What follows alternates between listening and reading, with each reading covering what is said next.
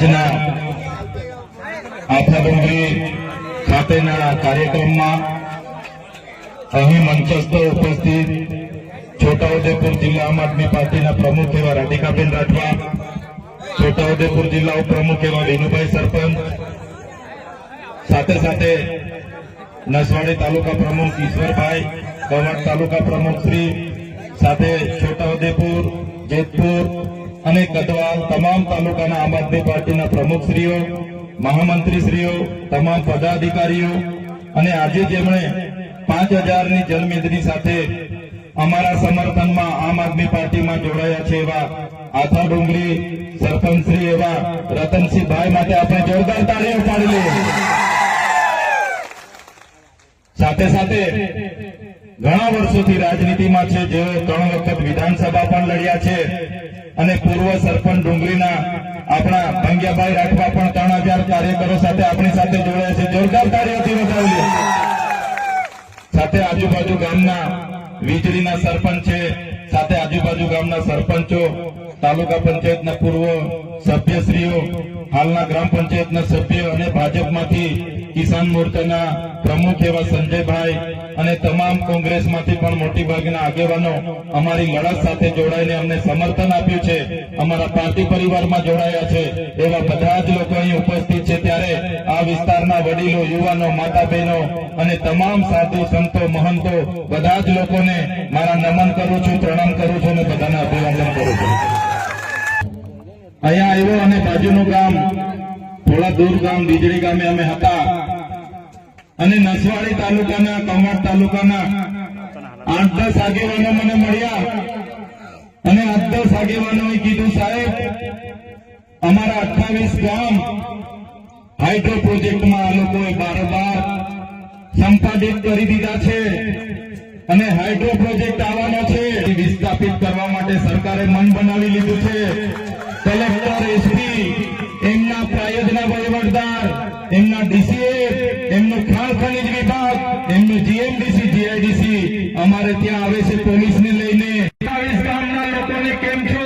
તમે 28 ગામના માત્ર નથી, તમારી સાથે 1,25,00,000 આદિવાસીઓ પણ છે। અમારા આદિવાસીઓને અહીંથી ઉઠાડીને બહાર લઈ જશે।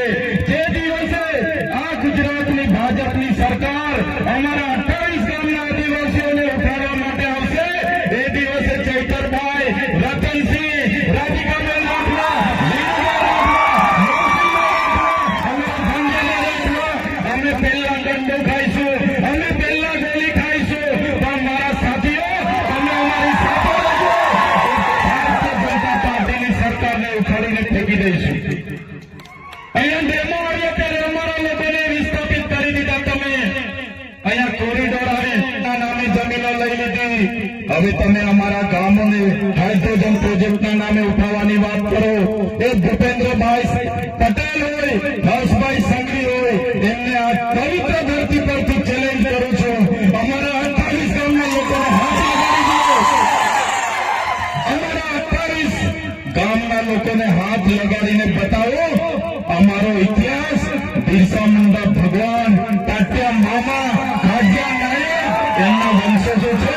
જે દિવસે અમારા આદિવાસીઓને હેરાન કરશો એ દિવસે આ વિસ્તારમાં આર પારની લડાઈ અમે કરવા માટે હવે તૈયાર થઈ ગયા છે। જ્યારે આદિવાસીઓને જાગૃત કરવાનું કામ અમે કરીએ છીએ, અમારા લોકોની અસ્મિતાની વાત કરીએ છીએ, તો નથી આ ભાજપની 30 વર્ષની સરકારે મને દબાવવા માટે, મને તોડવા માટે 1 વાર જેલમાં નાખી દીધો, 2જી વાર જેલમાં નાખી દીધો, 3જી વાર જેલમાં નાખી દીધો અને મને દબાવ્યો, ભાજપમાં લઈ જવા માટે, તોડવા માટે મને ડરાવવામાં આવ્યો। પણ ભૂપેન્દ્રભાઈ પટેલ એ હર્ષભાઈ સંઘવીને પણ કહેવા માંગુ છું, આ ચૈતરભાઈ વસાવા આદિવાસીનો દીકરો છે, આદિવાસીનો દીકરો છે, એ ડરવાનો નથી। करारा जवाब मिलेगा, करारा जवाब, समय आवश्य करारा जवाब આપીશું અમે। 30 તારીખે કેવડિયામાં દેશના વડાપ્રધાન મોદીજી આવ્યા 31 તારીખે મોદીજીનો એકતા પરેડનો કાર્યક્રમ હતો અને આ લોકો 15 તારીખે ડેડિયાપાડામાં નરેન્દ્રભાઈ મોદીજીને ફરી ચૈતરભાઈ વસાવાની લડતને દબાવવા માટે લઈને આવે છે. લઈને આવે એનો મને જરાય વાંધો નથી. અમે વડાપ્રધાન શ્રીને મારી ધરતી પર આવકારીએ છીએ, પણ જે પ્રકારે એ લોકો અમને દબાવે છે કે તમારે 15 તારીખે વડાપ્રધાન સાથે વડાપ્રધાનના હસ્તે ભાજપમાં જોડાવાનું છે અને એ લોકોએ કીધું કે અમારું ટાર્ગેટ છે તમને 15 તારીખે વડાપ્રધાનના હસ્તે જોડી દઈશું, નહીં તો જેલ જવું પડશે.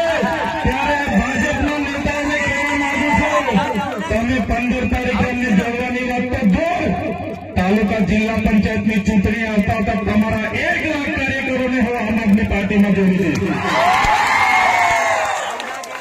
પબ્લિક ભેગી કરવા માટે ડેડિયાપાડા, સાગબારા, વાલિયા, ઝઘડિયા, નેત્રા, નાદોદ ગામડે ગામડે જાય છે. આ લોકો કહે છે તમારા ચૈતરભાઈ મોદી સાહેબના હસ્તે 15 તારીખે જોડાવાના છે, બધા આવી જજો, બધા જોવા આવજો. ત્યારે હું એમને કહેવા માંગુ છું, ચૈતરભાઈ ભાજપમાં જોડાવાના નથી, ચૈતરભાઈ ભાજપને તોડવાના છે, તોડવાના છે. સાથીઓ, મને સામાન્ય બાબતમાં જેલમાં નાખી દીધો. આદિવાસીનો દીકરો છું એટલે ભૂપેન્દ્ર પટેલને નથી ગમતું, હરસંઘવીને નથી ગમતું. આદિવાસીઓ માટે કેમ બોલે છે? આદિવાસીઓની મિટિંગો છોટાઉદેપુરમાં કેમ કરે? એને જેલમાં નાખો.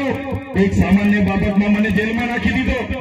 80 દિવસ રાખવામાં આવ્યો, અંધારી કોઠડીમાં રાખવામાં આવ્યો, ડરાવવામાં આવ્યો, ધમકાવવામાં આવ્યો અને કહેવામાં આવ્યું કે તમને 2 વર્ષ સુધી રાખીશું, 3 વર્ષ સુધી રાખીશું, જ્યાં સુધી તમે અમારી સાથે આવા નહીં માનો ત્યાં સુધી રાખીશું.